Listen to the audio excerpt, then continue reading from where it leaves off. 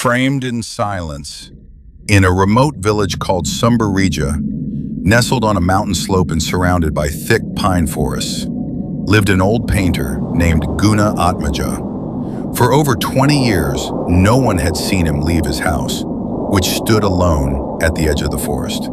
His house was always silent and dim, the windows tightly shut. No one knew how he got food or supplies. All they knew was that strange whispers could be heard coming from his home, especially around midnight. The villagers had long avoided the place. Rumor had it that Guna Atmaja had once seen something in his past that shattered his mind. Some swore they'd seen disturbing paintings hanging in his home, paintings that seemed to change, or ones that depicted missing villagers. Reka, a fine arts student from Jakarta, heard about the story through a horror blog that explored local myths. Intrigued, he decided to visit Sumberija during his semester break, hoping to find inspiration for his thesis about art and Javanese mythology. When he arrived, the village felt frozen in time. The people stared at him suspiciously, especially when he asked about the old painter's house. You want to go to that house? Many went there, none came back. But Raka was determined. He walked down a narrow path into the forest toward the house. The sky grew cloudy, and the air turned dry and cold, unnaturally so. Strangely enough, Mr. Guna welcomed Reka kindly. This final painting, it's not really mine. My hand holds the brush, but the images, they come from something else. I'm only the medium. Would you like to see it? A chill ran down Reka's spine. Inside the house, the atmosphere was gloomy, the smell of old paint mixed with the scent of rotting wood. In the corner of the room stood a large canvas covered with a white cloth.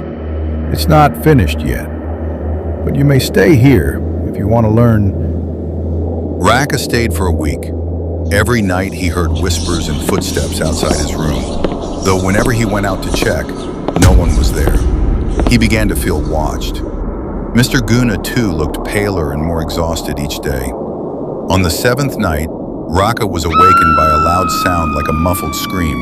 He found Mr. Guna's bedroom door open. He entered and saw Mr. Guna sitting silently, facing the canvas, his body stiff, and his eyes empty. He was dead.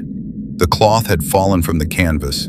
The painting was a detailed depiction of the room Raka had been sleeping in, complete with the window, the bed, even the same painting hanging on the wall. But what made Raka's blood run cold? In the painting, he was shown asleep, and in the corner of the room, a large black shadow stood watching him. Panicked, Raka turned around. No one was there. He tried to leave the house, but the door was locked. He looked back at the painting. Now the shadow in the painting was closer to the bed. Curious villagers came to the house the next morning, drawn by a foul smell.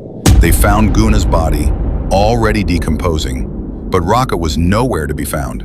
All they discovered was a large canvas now fully completed.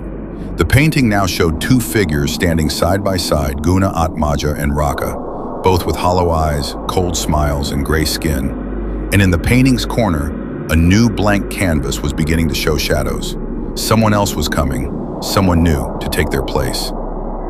Months later, the horror blog that once wrote about Guna Atmaja uploaded a new post. We received an anonymous delivery. This painting came without a return address, and one of our team members, Arvin, went missing last week. The painting showed three figures standing side by side.